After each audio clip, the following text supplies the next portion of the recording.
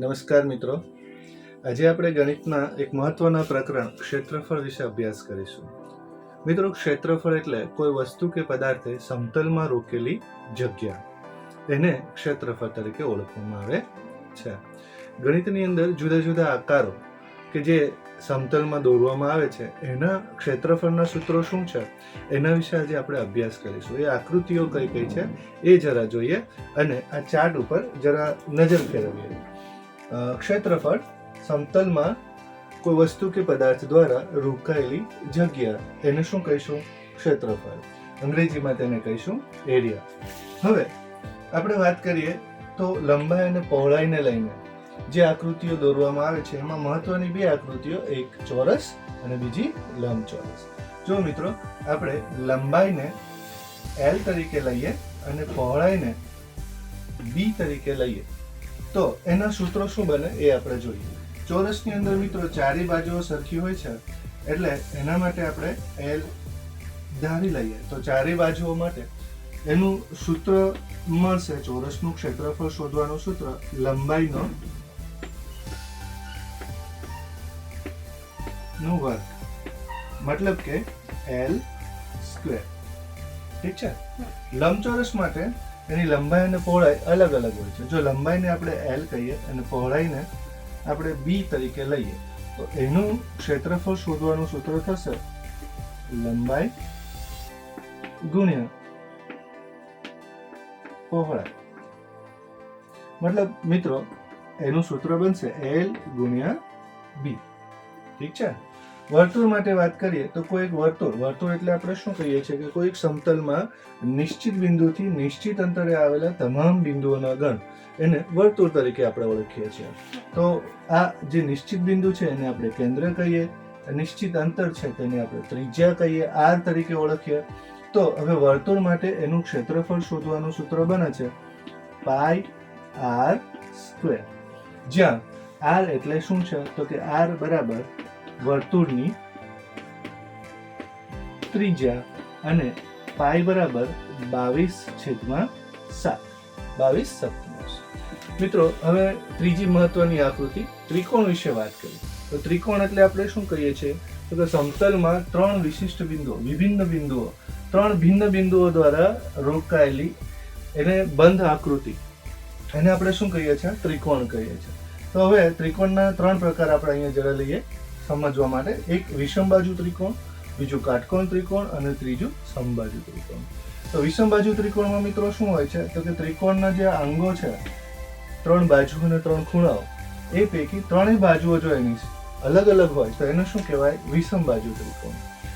કાટકોણ ત્રિકોણ એટલે કે એમાં એક એવો ત્રિકોણ કે જેની અંદર ત્રિકોણના ત્રણ ખૂણાઓ પૈકી એક ખૂણો 90 અંશનો હોય. ઠીક છે.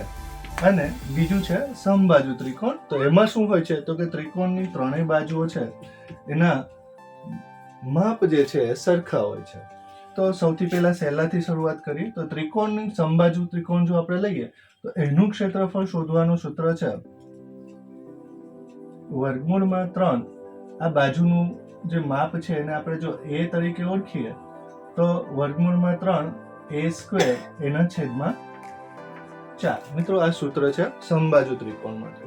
કાટકોણ ત્રિકોણ માટે આપણે બધા જ જાણીએ છીએ. શું છે એનું સૂત્ર તો કે 1/2